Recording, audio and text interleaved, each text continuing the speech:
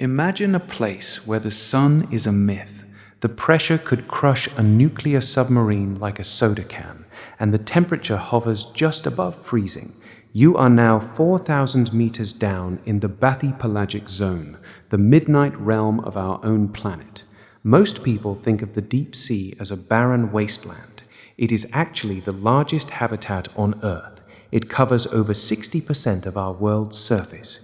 Yet we have explored less than 5% of it. To survive here, life had to completely reinvent the rules of biology. The first rule of the deep sea is the pressure. At the bottom of the Mariana Trench, you face 8 tons of pressure per square inch. That is equivalent to an elephant standing on your thumb. Humans would be obliterated instantly. Our lungs would collapse, our bodies would be reduced to a puddle. But for a snailfish or a giant isopod, this is home. How do they do it? They ditched the rigid skeletons. Deep-sea fish lack gas-filled bladders. Those would pop instantly under the weight of the water. Instead, they evolved skeletons made of soft, flexible cartilage. Their cells are packed with special proteins called piezo-like molecules. These act like internal scaffolding. They prevent the creature's own proteins from being crushed or distorted by the immense force. They don't fight the pressure, they let it flow through them. Next, consider the darkness. Down here, sunlight is non-existent.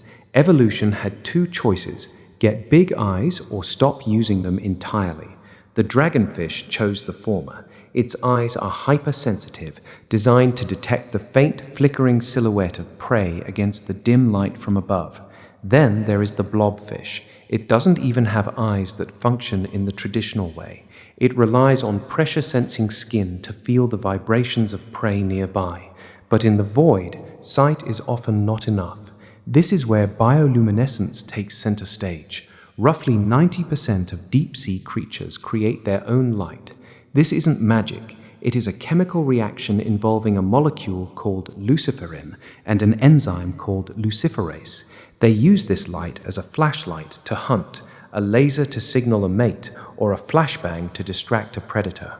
The anglerfish takes it a step further. It dangles a glowing lure filled with symbiotic bacteria right in front of its massive, needle-toothed maw. It is the ultimate trap for a creature blinded by the black. Food is the biggest problem. In the sunlit layers, life is abundant. In the abyss, food is a lottery. Most creatures rely on marine snow, a constant drift of dead organic matter, fecal pellets and scales falling from the surface. Think of it as the crumbs from a banquet happening miles above. It is barely enough to keep a metabolism running, so deep-sea life became masters of the sit-and-wait strategy. Their metabolisms are glacial. Some species can go months or even years without a substantial meal. Their muscles are watery and weak because they cannot afford the calories required for fast twitch movement. When they do eat, they eat big. The viperfish has a jaw that unhinges, allowing it to swallow prey twice its own size. Its stomach is expandable, like a biological storage unit. It eats once, then shuts down its energy consumption to digest for as long as it takes. Reproduction is equally desperate. If you find a mate in a desert the size of a continent, you never let go. The deep-sea anglerfish is a terrifying example of this. The male is tiny, barely a fraction of the size of the female. When he finds her, he bites into her skin.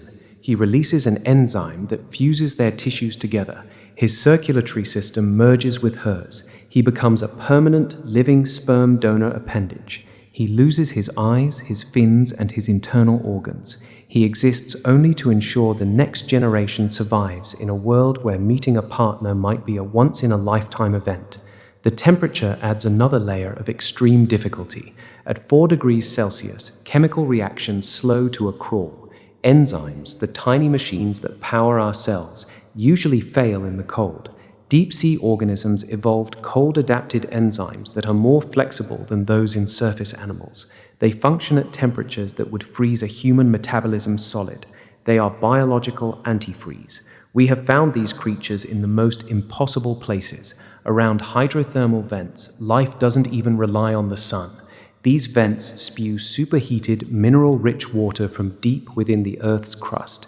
Bacteria here perform chemosynthesis. They turn toxic hydrogen sulfide into energy. This creates an entire bustling food chain that is completely independent of the solar cycle. It is the closest thing we have to alien life on this planet. Giant tube worms, blind shrimp, and pale crabs thrive here, far removed from the photosynthesis that sustains every other ecosystem on Earth. What does this tell us about the future of life? It tells us that biology is a relentless force. It doesn't care about convenience. It doesn't care about comfort. It only cares about persistence. Given enough time and enough pressure, life will occupy every nook and cranny of the environment. We are currently mining the deep sea for rare earth metals. We are dumping plastics into the trenches. We are looking at the abyss as a resource. But we are poking an ecosystem that has perfected a survival strategy we are only beginning to grasp. As we look towards space exploration, we often focus on Mars or Europa. We search for life in the stars. But the deep sea is our own internal space. If life can thrive under 8 tons of pressure in complete, suffocating darkness, why couldn't it exist on the moons of Jupiter or beneath the ice of Saturn's rings? The creatures of the abyss are not monsters. They are survivors. They are the record holders for the most extreme adaptations in the history of our planet. They prove that life is not just a delicate, sun-loving phenomenon. It is a stubborn, cold, and calculated machine. Maybe the question isn't how they survive down there. Maybe the question is why we spend so much time looking up at the sky when the most alien world of all is right beneath our feet.